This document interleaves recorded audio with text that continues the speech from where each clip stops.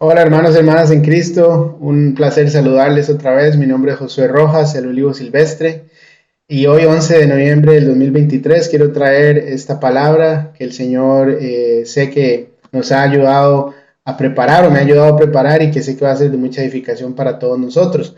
Como siempre, antes de empezar el estudio más profundo, quiero que vayamos y hagamos una pequeña oración, entonces, para dejar todo en las manos del Señor. Entonces, Señor Jesús, en esta hora yo te pido, Señor, que seas tú el que nos ministre y nos guíe, Padre, que nos des discernimiento para entender esta palabra, para no ser engañados, Padre, y más bien ser un vehículo tuyo, Señor, para que saquemos a mucho pueblo en ti, contigo y en ti, Señor, del engaño. En el nombre bendito de Jesús de Nazaret. Amén y amén. Hoy vamos a hablar de un tema que está en el libro de Apocalipsis y vamos a empezar a compartir el libro de Apocalipsis acá desde el principio y vamos a hablar de la doctrina de los Nicolaitas. Yo voy a pasar al modo de compartir pantalla, ahí ustedes ya lo pueden ver, y en este modo de compartir pantalla estamos hablando de la doctrina de los Nicolaitas, que es aborrecida por el Dios de Abraham, el Dios de Isaac y el Dios de Jacob, nuestro Dios, el Dios de la Biblia.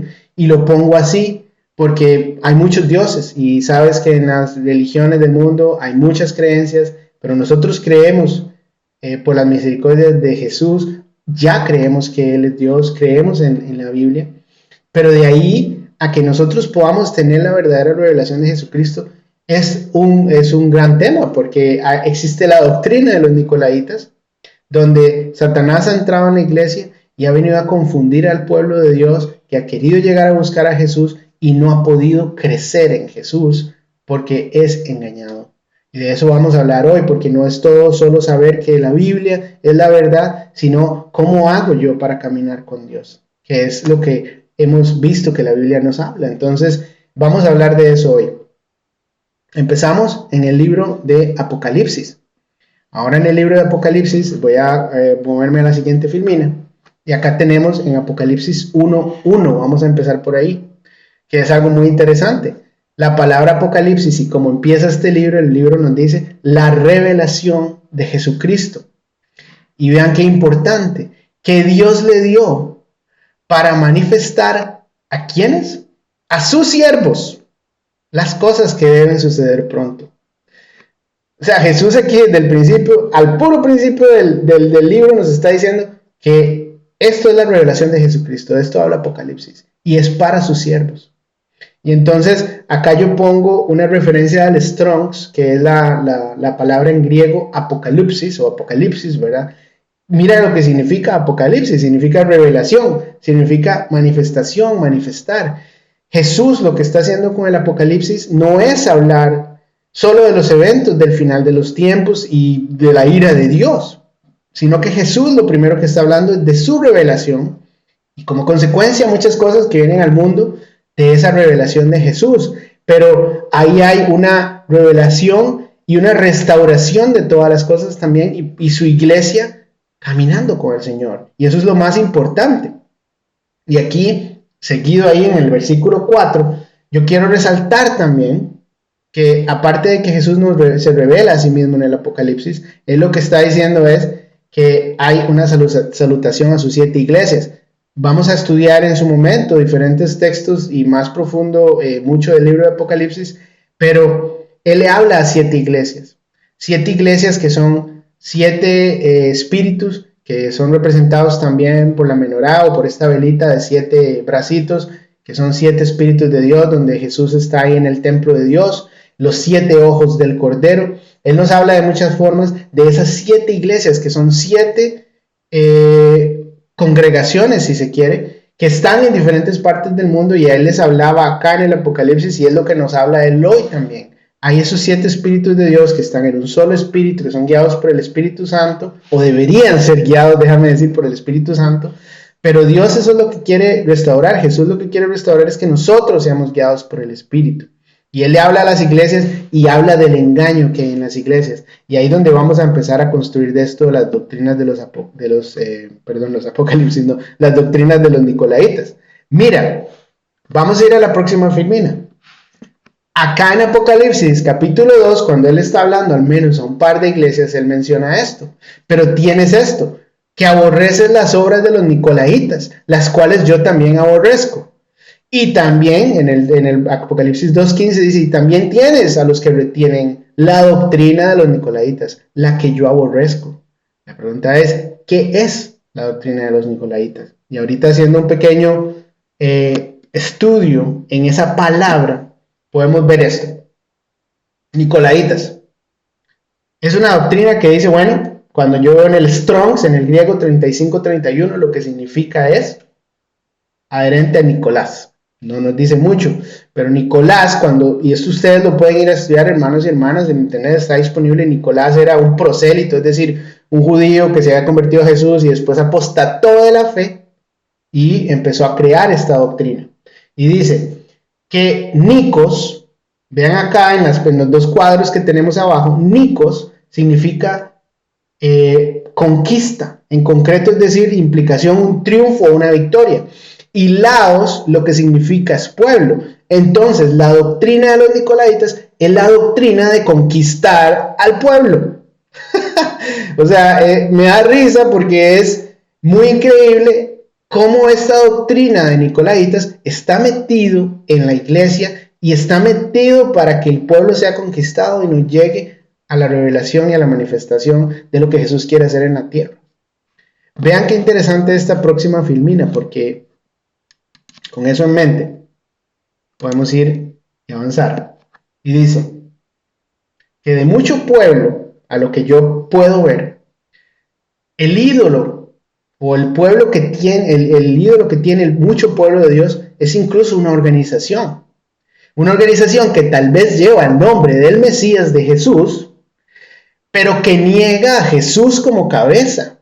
Y aquí tenemos dos textos bíblicos.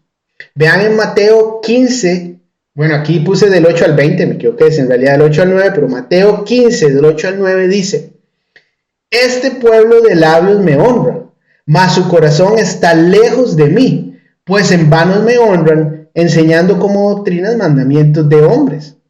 Vean qué importante, mandamientos de hombres. Y yo les hablaba a ustedes de las 7 iglesias hace un momento.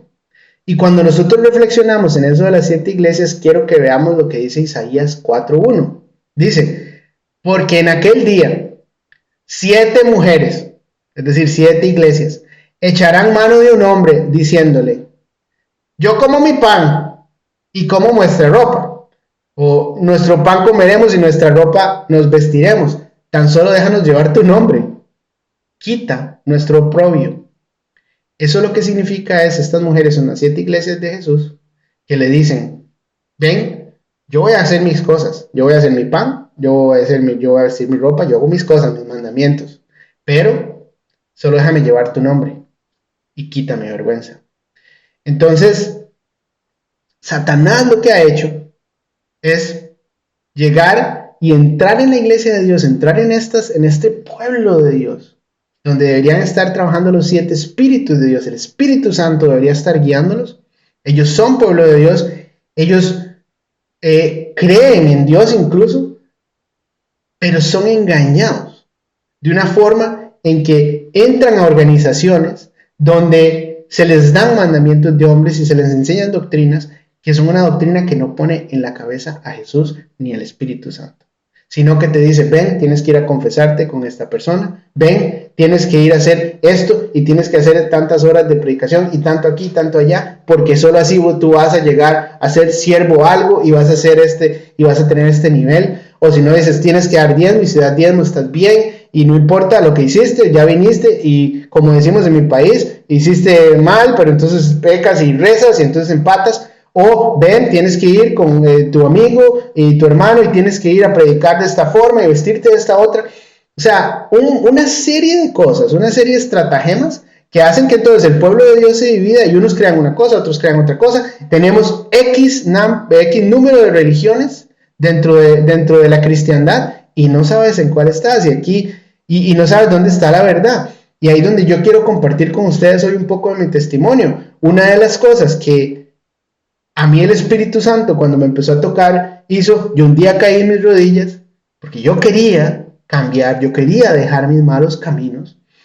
Y yo le dije al Señor, Señor, yo sé que tú existes, pero dime dónde estás. E incluso yo hasta llegué a pensar, ¿será que no es Jesús? Miren lo que yo les estoy contando, hermanos. Pero yo fui sincero en esa plegaria. Y el Señor mismo me tomó de la mano y me fue ayudando a encontrar que Jesús no es religión, Jesús no es obras, Él es fe y Él es caminar en el Espíritu Santo. Amén, aleluya. Y eso es lo que estamos estudiando hoy, hermano y hermana. Jesús es fe, porque Él es el autor de la fe. Vamos a la próxima primera. Hay otra parte del pueblo para mí, según lo que yo veo y los acontecimientos en el mundo, que bueno, digo, gran parte está metido en iglesias y engañado y no puede crecer en Jesús y son enseñados otras doctrinas. Y otra parte sigue en sus malos caminos y sigue en maldad. Y yo digo, vean, como en muchos países del mundo hoy hay una legalización y se lucha por la legalización de algo como lo que es el aborto. Y ustedes saben que todos los pecados los puede perdonar Jesús, pero el aborto es un pecado específico que nos recuerda a lo que hacía el pueblo de Israel. Y aquí pongo dos ejemplos del libro de Levítico, donde dice que ofrecen al hijo suyo para pasarlo por fuego a Moloc. Y en ese tiempo se ofrecía el hijo o la hija nacido para darlo al fuego a Moloc por cambio de riquezas, por cambio de bendiciones, se suponía. Y hoy, ¿por qué la humanidad quiere dar a sus hijos al fuego y pasarlos por el fuego de Moloc? ¿Por qué queremos que sea el aborto legalizado en muchos países? ¿Por qué tanta gente empuja por eso? Porque hay un ídolo, hay una supuesta libertad que usted pierde si usted tiene un hijo. Entonces, Dios no tiene que ver nada con la muerte. Jesús no tiene que ver nada con la muerte. La muerte no es la solución. Cada niño, cada embarazo que hay en esta tierra es una bendición de Dios. Y si bien es cierto, hay muchos que se pierden por alguna circunstancia natural, nosotros no podemos desear en nuestro corazón idolatrar nuestra supuesta libertad o tiempo libre o libertad de no tener hijos e ir en este sentido apoyando algo como el aborto. Y esto tal vez no lo hacen eso tanto este pueblo que está metido en las diferentes estructuras jerárquicas religiosas que existen en el mundo, sino más bien el pueblo de Dios que está todavía engañado y que vive todavía en el pecado, que no ha ni siquiera buscado a Dios con sinceridad, que fue y se enfermó cuando encontró iglesias y dijo, aquí no está Dios, esto a mí no me gusta ver que la gente va, entra y después salen de un culto y están hablando el uno del otro. Cosas así que son parte también del testimonio que yo tengo. O sea, usted iba a iglesias, no le gustaba, no encontraba que realmente hubiera algo que usted dijera, bueno, hay mucha congruencia en la palabra de Dios, y entonces se enfermaba y seguías en tus malos caminos. Esas son cosas que están pasando en el mundo hoy, y lo pongo como un ejemplo, porque así como hay muchas otras cosas, realmente el camino es que nosotros pongamos todo en manos de Jesús, pongamos nuestro corazón en medio de Él y vayamos y confesemos a Él nuestro pecado. A Él es con quien se habla, porque Él es el que puede hacer la transformación en cada uno de nosotros y Él es el que quiere restaurar la tierra. Tu mirada en Jesús, el autor de la fe. Mira, aquí tengo unos textos para compartir contigo hoy y quiero hacer mucho énfasis en Hebreos 12:2. Puesto los ojos en Jesús, el autor y consumador de la fe, el cual por el gozo puesto delante de él sufrió la cruz. Él sabía que el sufrimiento de la cruz iba a traer un gran gozo a él porque iba a poder restaurarnos, porque nosotros fuimos comprados por precio de sangre.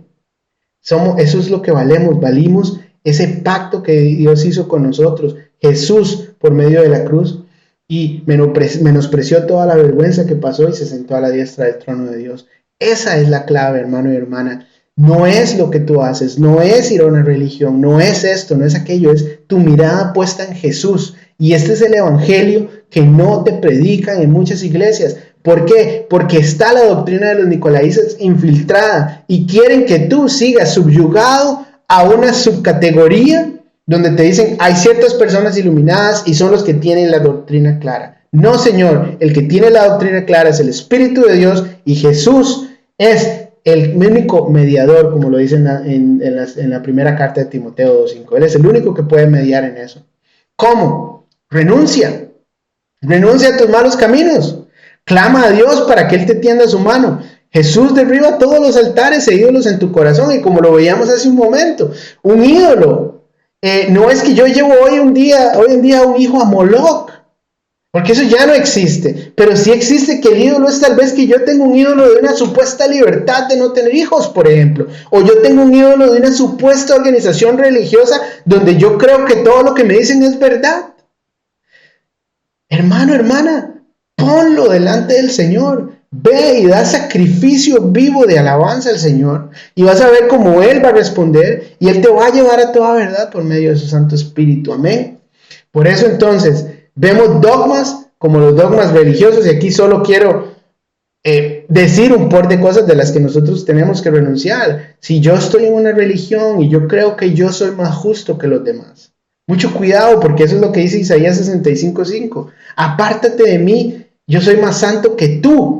Ve y estudia un poco ese versículo de Isaías. Ve y estudia Isaías capítulo 4 y vas a ver muy claro donde él le hablaba a los hijos de Israel y la restauración que viene de Israel en los últimos tiempos, cuando Israel se arrepiente de andar metido en doctrinas de hombres y llega y vuelve a Jesús. Amén. Entonces, dicho eso, renuncia a tu maldad, renuncia a cosas de doctrinas que no hablan de la palabra de Dios, porque la palabra de Dios es poder, como lo veíamos en otro estudio. Entonces, continuando en el estudio, quiero que hoy terminemos con un salmo 113, 5 al 9. Aquí perdónenme que tapé la palabra salmos, pero bueno, fue un error ahí que cometí. Pero entonces, este salmo nos habla del amor de Jesús y el amor que Él tiene por nosotros y las ganas que Él tiene por restaurarnos. Entonces, leámoslo. Dice, ¿quién como Jehová nuestro Dios, que se sienta en las alturas, que se humilla a mirar en el cielo y en la tierra? Él levanta del polvo al hombre y al pobre y al menesteroso. Alza del muladar para hacerlo sentar con los príncipes de su pueblo. ¿Quién como Jesús, que está viéndote a ti y a mi hermano ahora, que está viendo a todas las personas del mundo y está diciendo, yo quiero que me busques, yo quiero que dejes lo malo, yo quiero que seas humilde, que aprendas de mí, que seas humilde y manso de corazón, que me busques, que renuncies a tus maldades y que aceptes que me necesitas. Y si tú lo haces, tú y yo vamos a hacerlo juntos. Eso es lo que Jesús dice, porque tú eres importante, hermano, hermana. Porque es importante que dejes que el Señor restaure esa relación y Él te va a sacar del muladar, si es que estás ahí. Y Él va a tener misericordia de ti, porque estás pobre en tu espíritu. Y Él quiere darte riquezas, y las riquezas son las riquezas del cielo, las que Él nos quiere dar. Y obviamente nos va a prosperar aquí en la tierra, hermano, hermana. Pero tú tienes que creer en esa palabra, creer que estas doctrinas de hombres no son la verdad, sino que enfocar tu mirada a Jesús, que es el autor y el consumador de la fe. Y ahora con eso, quiero volver al modo de solo cámara para, antes de despedirme de ustedes, decirles muchas gracias por compartir esta palabra. Espero que haya sido de mucha edificación.